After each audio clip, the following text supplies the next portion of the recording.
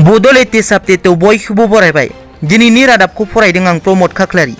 गिबिनि update दङ boat मिरुआव दुंहाव थासारि। बाक्सा जिल्लानि तामुलपुर जौसिन फरायसालिनि बट थुनाय मिरुआव इउपिपिएलनि बिजाथिल' हिराम बर'नि खौरां लाबाय थानाय समावनो सासे एसएसपिनि जवाना गाज्रि रावजों सोंखारियो आरो खौरां लानायाव माखासे हेंथा सोमजियो। मख'नो गोनांदि खौरांगिरिखौ बिब्दि गाज्रि आखु दिन्थिनायनि जाहोनाव दुंहाव थासारि सोमजियो। बेबायदि दिन्थिनायखौ तामुलपुर प्रेस क्लाबनिफ्राय गोख्रों रावजों सोंखारियो। नैथियाव दङ जेदिदिया बसुमतारिया सनानि मेडेल देरहादों। मोनसे गोजोनथाव खौरां, सासे बर' फिसाया सनानि मेडेल देरहानो हादों। गहपुरनि जेदिदिया बसुमतारिया नेपालनि काठमान्डुआव खुंफुंजानाय नैथि इन्टारनेशनेल गेम्स 2021 अफ शाओलिन कुंफुआव सनानि मेडेल देरहानो हायो। बिथाङा बे सनानि मेडेलखौ देरहानो हानानै ओनसोलनाङै दुलाराय बर' हारिखौ गोग्गा होदों। थामथियाव दङ बर'मायाव बट मिरुआव डिउटि थानाय सासे पुलिसआ गाज्रि आखु दिन्थिदों। थामथि खोलोबनि बट होनाया सोलिबाय थानाय समाव सासे पुलिस मावथिखौ व्हीलचेयाराव जिरायना थानायखौ नुनो मोननाय जादों।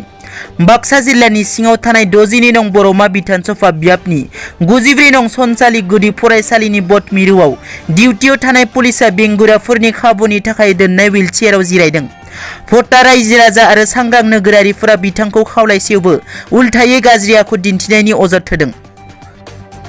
ब्रैथियाव दङ इउपिपिएलनि मावख'खौ दुथांफोरा गाग्लोबदों। बिजनीआव बिसायख' थियारि हिंसा। बिजनीनि 2 नं बिष्णुपुर बाजाराव इउपिपिएलनि मावख'आव दुथांफोरा गाग्लोबदों। मैया हराव सिनाय मोनै दुथांफोरा इउपिपिएलनि मावख'आव गाग्लोबो। मावख'आव रावबो गैयैनि सुजुग लानानै दुथांफोरा मावख'आव थानाय सियार टेबोल फ्लेग बेनार पस्टार आरि बुफाय सिफाय खालामलाङो। बिजनी बियाबनि इउपिपिएल दोलोनि बिजाथि फुनिन बर'नि फारसे बियाबनि रायजोफोरनि मदद आरो देरहानायखौ रोखा जानाय नुनानै बबेबा राजखान्थि दोलोनि मावथिफोरा बे गाग्लोबनायखौ खालामदों होननानै सन्देह खालामदों इउपिपिएलनि मावथिफोरा। बाथियाव दङ चन्दन ब्रह्मआ बुंदों 1 लाखनि बारा भट लानानै देरहासार जागोन। 31 नं सेदिलि बिधानसभा बियाबनि बिपिएफ दोलोनि बिजाथि चन्दन ब्रह्मआ 32 नं बङाइगाव बिधानसभा बियाबनि 403 नं निलिबारि गुदि फरायसालिनि 71 नं पोलिं स्टेशनाव गावनि बेसेन गोसा भटखौ होयो।